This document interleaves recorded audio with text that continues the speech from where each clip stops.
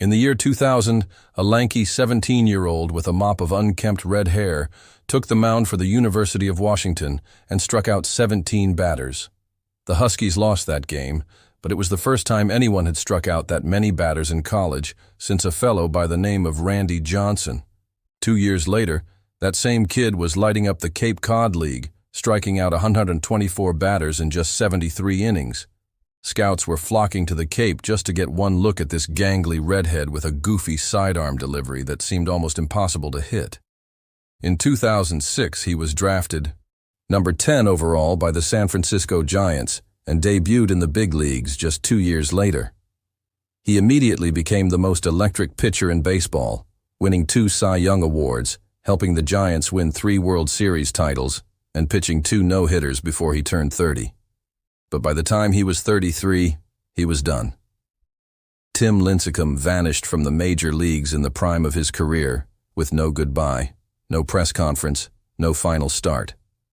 And if that wasn't bizarre enough, nobody could explain why.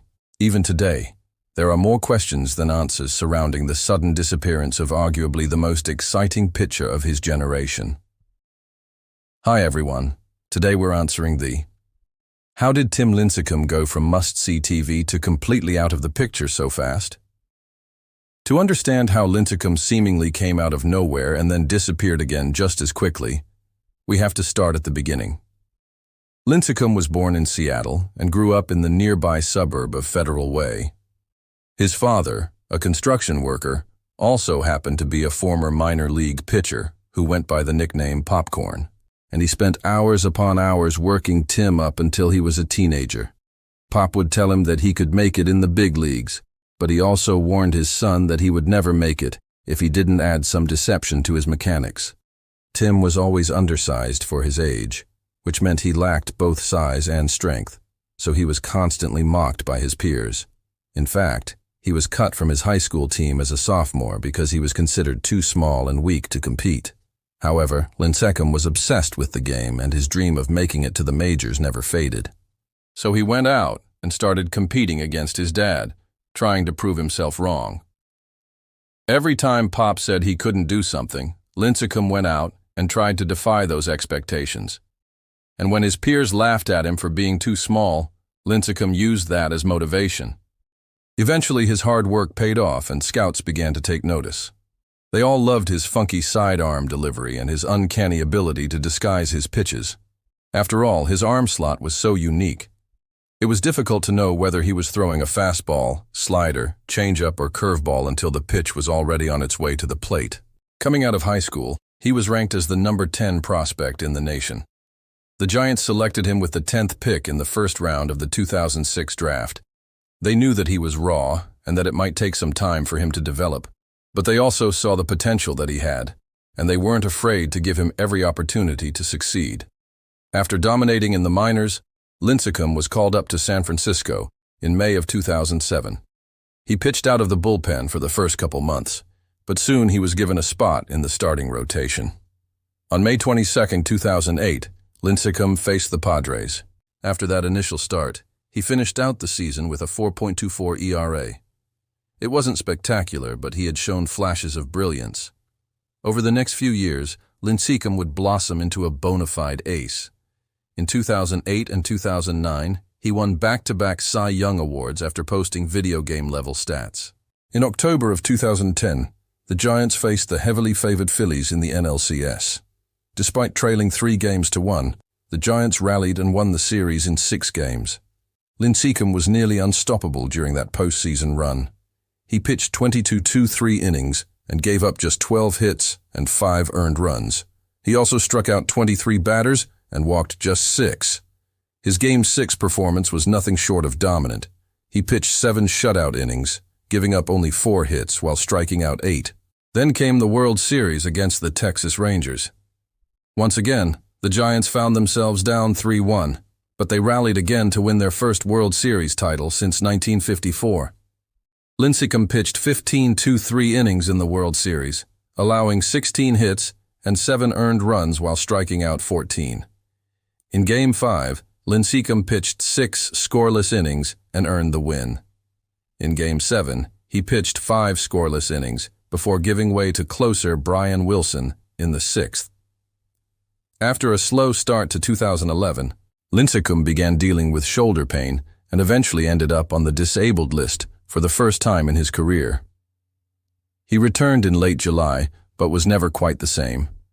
At his peak, Lincecum was known for his blistering fastball, which routinely sat between 95 and 100 miles per hour. But now his velocity was down closer to 90-91 miles per hour. He was still getting swings and misses, but not nearly as many. He was also missing more bats. On June 2012, Lincecum exited a game against the Rockies after complaining of tightness in his back. 2 weeks later, he was placed on the DL. After an MRI revealed a bulging disc, it was clear that rest wouldn't be enough to get Lincecum back to full strength. By the end of August, Lincecum was back on the mound, but he was still clearly limited. He ended the season with a .518 ERA and only 161 strikeouts in 175 innings. Many wondered if Lincecum would ever regain his form. Others wondered if he'd ever pitch another game. Yet Lincecum remained optimistic. He believed that with hard work and dedication, he could come back and be the dominant pitcher he once was. Unfortunately, things didn't turn out the way Lincecum had hoped. He missed a few starts in spring training 2013 with a strained hamstring, which may have been part of the reason he struggled in his first few outings that April. Then on May 2nd, everything changed. Lincecum took the mound against the Padres. He dealt with some traffic early, but worked around it. As the game progressed, he began to find a groove.